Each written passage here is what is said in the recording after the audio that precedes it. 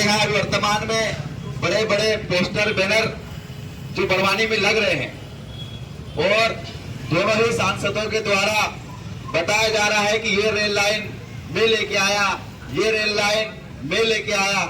तो मैं क्या एक जन के पक्ष में बात नहीं, दोनों को बोलता हूं मैं कि दोनों को बहुत बहुत बधाई हो रेल लाइन लाने के लिए, क्योंकि पहले हमारे मजदूर भाई बसों से खचाखच भर के जाते थे, उनको बहुत प्रॉब्लम होती थी। तो अब वो क्या करेंगे, रेल में बैठ के जाएंगे, पलायन तो करेंगे, वो दर की ठोकरें खाएंगे वो, लेकिन रेल पे खाएंगे। तो ये बड़वानी के लिए आप सौभाग्य भी बोल लो, दुर्भाग्य भी बोल लो। ये रोजगार से अगर इनको बोल ले, मैं यहां से बता दो आज की स्थिति में सुमेर सिंह सोलंकी हो या गजेंद्र पटेल, आमने सामने बैठ के बात कर ले, इनको अगर एक जानकारी पूछ ले कि जिन होटलों की बदौलत तुम बड़ी बड़ी गाड़ियों में घूम रहे हो, जो सांसद और राज्यसभा बन के बैठे हो, यहां से कितने मजदूर पलायन है, तो ये बगले हाकने लग जाएंगे। इनको ये तक पता नहीं कितने लोग यहां से पलायन करे हुए हैं। ये हमारे बड़वानी की स्थिति है। आज जब हम शाम को जाते हैं तो सिलावट में हो या बड़वानी में बसें भरा भरा के जाती है, कोई बात नहीं कर रहा है। हम रेल ले आए, हम रेल ले आए, बस रट लगा लिए। तो ये बड़वानी की स्थिति है। दूसरी बात, जो कार्यक्रम आज हो रहा है दलित, अल्पसंख्यक, आदिवासियों और तमाम जो लोग हैं, कहीं न कहीं बीजेपी सत्ता का चाबुक चलाकर अपनी राजनीति कर रही है, शासन कर रही है।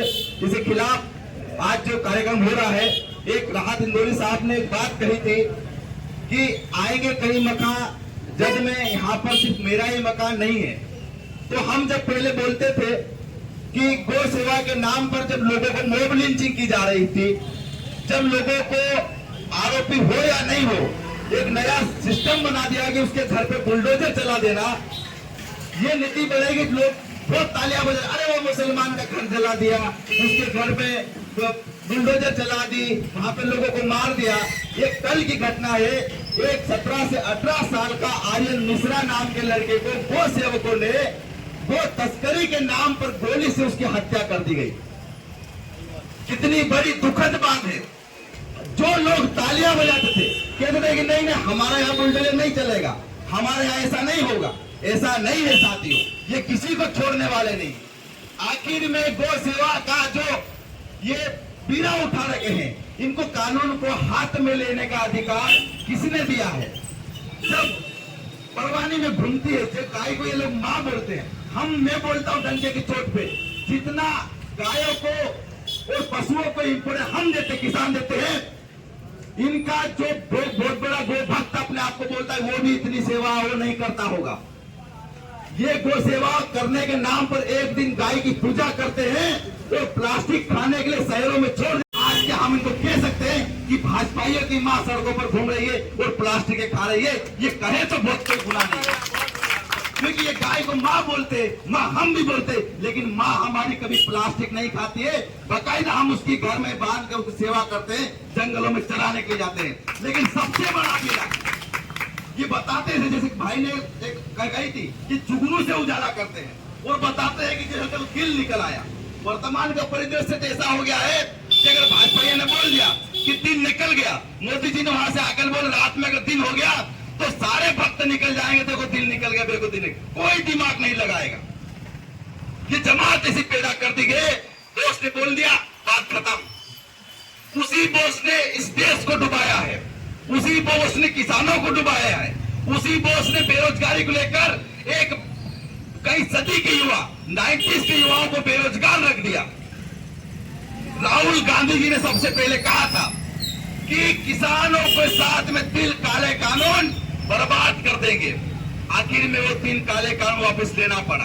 कोरोना जब लॉकडाउन कोरोना नहीं आया था, उससे पहले भी राहुल गांधी जी ने कहा था कि हमको संभलने की जरूरत है, लोग मरेंगे, पहले सतर्क हो जाए। लेकिन उसी राहुल गांधी जी का ये मजाक उड़ा रहे थे। तो आज आप और हम सबको इस बात से गौरवान्वित होना चाहिए, हम ऐसे नेता के साथ में खड़े हैं जो दूरदर्शिता रखता है। इस बात आज से हमको अपने आप को समझना चाहिए कि हम किस साइड करें। हम कभी भी ताली और थाली बजाने में विश्वास नहीं करते हैं, हम साइंटिफिक विश्वास करेंगे और आज करते आए हैं साथियों। आज मध्य प्रदेश में हम आए दिन वीडियो देख रहे हैं कि कोई किसान अपने पीछे बड़े बड़े जो लेटर दिए उन्हें लेटर लटका के जा रहा है, कोई जमीन से रगड़ते हुए जा रहा है कलेक्टर कार्यालयों में, कोई सुनवाई नहीं हो रही है, एक तरफा शासन चल रहा है। बस किसी ने बोल दिया ये करना है तो करना है। इनका प्रशासन इनके कंट्रोल में नहीं है, इनके नेता इनके कंट्रोल में नहीं, इनके अधिकारी इनके कंट्रोल में नहीं, कोई इनके कंट्रोल में नहीं है। चारों तरफ आज अत्याचार हो रहा है। ये हमने और आपने देखा है किस प्रकार से पिछली बार भी डुबाया था, कोई शासन प्रशासन नहीं आया, कोई नेता नहीं आया, लोग भागते रहे, अपने पशुओं को तक नहीं बचा पाए। ये स्थिति बड़वानी में रही है। तो साथियों, हम और आप लड़ रहे हैं, इसके लिए बहुत बहुत आप लोग पुनः बधाई। और जहां तक भी मेरी बात जा रही है